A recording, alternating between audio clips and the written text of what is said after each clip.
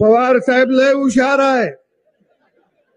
त्याच्या लक्षात आलंय की आपण हरायला का लागलो, हरायला का लागलो त्याच्या लक्षात आलं या. आणि म्हणून पहिल्यांदा बारक्या गावात येऊन पवार साहेब बसलं. का बसलं? पहिल्यांदा राजकीय हत्या त्यांची झाली या 50-60 वर्षात. पहिल्यांदा ते गैवर घालायला गावात आलं या. पण त्याला कसं गैवर घालायचं आपण सांगितलं पाहिजे. आपल्या गावगाड्यात असतो का नाही गैवर, आता तुला कोण आहे का ग,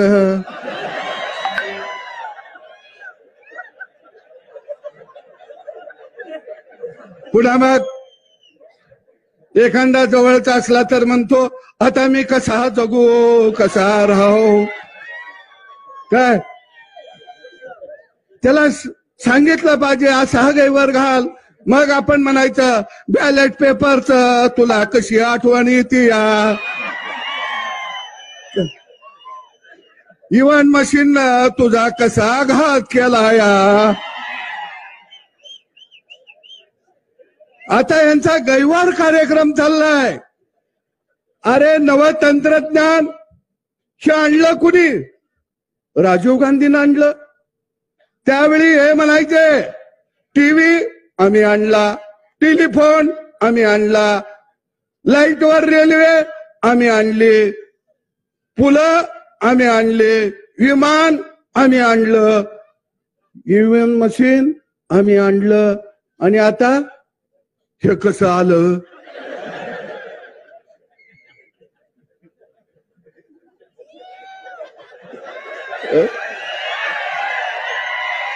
हे ईव्हीएम मशीन कसं आलं? गोपीचंद पडळकर निवडून आलं. आता हे असं चाललंय. काय तुम्हाला ह्यांना बॅलेट पेपर का पाहिजे माहिती आहे का? बॅलेट पेपरवर मतदान झालं, पोलिंग बूथवर टप्पवी हीच मारती ती. तुम्ही म्हणणार कस काय, माझ्याकडे इच्छित येत आहे. राजेश खन्ना मतदान करतोया आणि त्याला सपोर्ट कोण करताय? राजीव गांधी आणि सोनिया गांधी. आता या मशीनला सपोर्ट करायला येत नाही, बरोबर आहे ना? खटक्यावर बॉट, जागावर पलटी. आणि बॅलेट पेपरवर मतदान झालं की काय होतं? 2-4 मतांना हरायला लागलं की मग 2-4 बॅलेट पेपर तोंडात घालायला येते ती, गिळायला येते ती. आता एवढं मोठं मशीन गिळायचं कसं?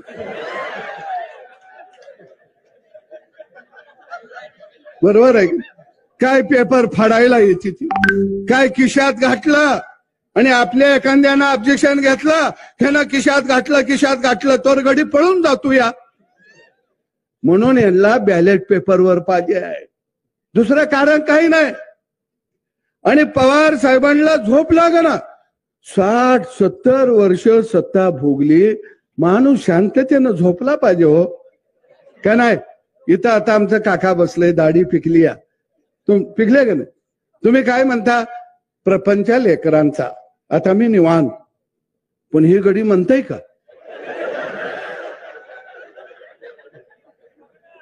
हे लेकरा बाळाचा प्रपंच म्हणायलाच तयार नाही. ह्यांना सवय लागली या सत्ता, माग पुढं पोलीस गाड्या, ह्यांना सवय लागली या अधिकाऱ्यांना तंबी द्यायची सवय लागली. आणि पहिल्यांदा देवाभाऊ नावाचा बाप या महाराष्ट्राच्या मातीमध्ये जन्माला आला. नाहीतर तुमच्या लक्षात आलं का? हे कुणाला बोलू देत नाहीत. कोण ह्यांच्या विरोधात बोलला? रामभाऊ तुम्ही आता आलाय मैदानात. आम्ही 40 वर्ष झालं ह्यांच्या समोरच आहे. रामभाऊ एखादा डाव जर पवार साहेबांना टाकला तर काय म्हणतात? पैलवानानं लंगोटा घातला, पैलवानानं ढाकव घेतलं. पवार साहेबांनी आता नवा डाव काढला, लंगोटा आमच्या बाण घातला. यांच्या हातात बी कवा लंगोटा नव्हता, पण दरबारातले उदरे साहेबांनी नवा डाव काढला. अरे गेली 40 वर्ष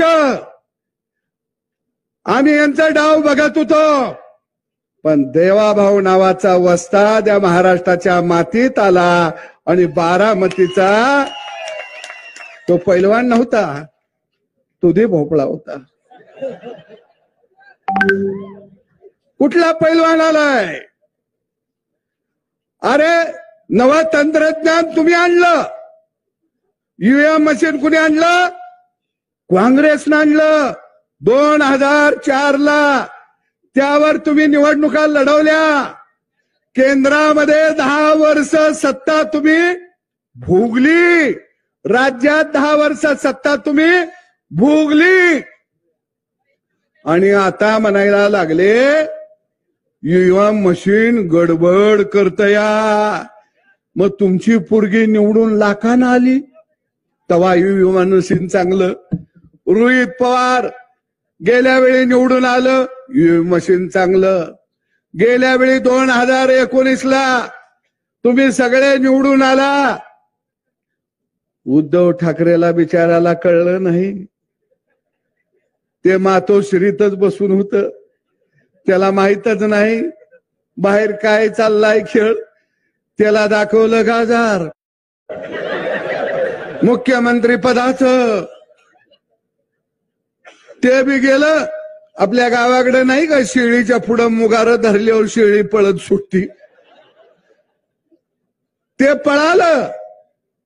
पवार साहेब हुशार, त्याला माहित होतं शोगडी आजारी आहे, आणि त्यात आला करोना.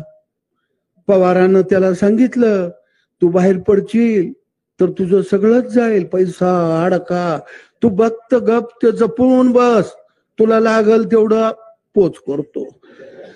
त्याला केलं चिल्लर पोच, आणि पोत्यात नोटा हाणल्याही नाही. ते फसलं, ते बिचारा बाहेरच निघालं नाही. मग उद्धव ठाकरे कशावर निवडून आलं तर त्याचं गडी ईएम वर, ते चाललं.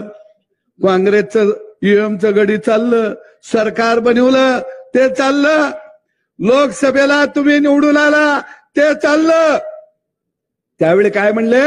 महाराष्ट्रातल्या जनतेनं ठरवलेलं आहे की हे सरकार घालवायचं, म्हणून मतं दिली. तेव्हा सुद्धा फेक नेरेटिव्ह तुम्ही पसरला. परवा 2 दिवसापूर्वी आकडेवारी आली, आम्हाने 56 लाख मतं पडतात. माझ्याकडे ती आकडेवारी आहे. मला वाटतंय काय गणित बी भारी आहे. ते म्हणले 2024च्या लोकसभेमध्ये आणि आत्ताच्या विधानसभेमध्ये आम्हाने मतं पडली 58 लाख. मग आमचं 10च गडी कसं निवडून आलं? दादाला पडले 56 लाख, 41च कसं निवडून आलं? अरे लोकसभेला भाजपला 1.5 कोटी होती, 9 निवडून आली. तुम्हाला 58 लाख मतं पडली, 8 गडी तुमचं निवडून आलं. मग 1.5 कोटी वाल्याचं 9 येते ते, आणि 58 लाख वाल्याचं पवार साहेबाचं 8 गडी निवडून येते ते. तुमचं गडी वाढलं कसं? काँग्रेसला 96 लाख मतं पडली लोकसभेला, गडी निवडून आलं 13, आणि 1.5 कोटी पडलं, त्याचं गडी किती निवडून आलं? 9. भावांनो, यांना लक्षात आलं बॅलेट पेपर वरती घोटाळा करता येतो. पूर्वी आपण घोटाळा केला. भंडारा लोकसभा मतदारसंघामध्ये भारतरत्न डॉक्टर बाबासाहेब आंबेडकर उभा राहिले, 18,000 मतानं पराभव झाला. पण त्या ठिकाणी कागदावरची बॅलेट पेपरवरची मतं बाद किती दाखवली? 72,000 मतं बाद दाखवले. आणि त्यावेळी जयप्रकाश नारायण म्हणले ह्यात काहीतरी गडबड दिसते, या घोटाळा दिसतो या. अरे ईव्हीएम मशीन कायदा कुठे केला? लोकसभेमध्ये. सरकार कुणाचं? तुमचं. म्हणजे एकदा कायदा झाला की तो कायदा जनतेनं राज्यकर्त्यांनी पाळायचा असतो. या संसद हे कायदे मंडळ आहे. पण बघा, कायदा आपल्याला पाळायला सांगते ती आणि संविधान हातात घेऊन शपथ घेते ती. अरे संविधान म्हणजे काय? संविधानानं माणसाला व्यक्ती स्वातंत्र्य दिलं, संविधानानं माणसाला कायदा दिला. मग ते संविधान हातात घेता आणि कायदा तुम्ही पाळायचा नाही म्हणता. आणि म्हणून मी मार्करवाडीतल्या जनतेला सलाम करतो की लोकशाही जिवंत ठेवण्याचं काम जर कुणी केलं असेल तर ते मार्करवाडी या गावानं केलेलं आहे. इथं एका माऊलीचा सत्कार झाला. अरे तिच्या पतीला तुम्ही बूथवर बसू दिलं नाही, पण आमची झाशीची राणे त्या बूथवर ते उभा राहिली आणि लोकशाही वाचवली. पवार साहेब, जर माय माऊली जर आपल्या बूथचं संरक्षण करत असेल तर तुमचा राष्ट्रवादी पक्ष हा पक्ष नाही तर ही तुमची गुंडांची टोळी आहे, गुंडांची आणि लुटारूची टोळी आहे. आणि ती गुंडांची आणि लुटारूची टोळी या महाराष्ट्रामध्ये गाडण्याचं काम कुणी केलं असेल तर त्याचं नाव देवाभाऊ आहे. देवेंद्र फडणवीसचं ह्यांना वाईट का वाटतंय तुमच्या लक्षात आलं का? ते शाळा काढत नाही, ते कारखाना काढत नाही, ते दूध संघ काढत नाही, ते बँक काढत नाही, ते मेडिकल कॉलेज काढत नाही, ते पतसंस्था काढत नाही. ते कायच हानेना झालं या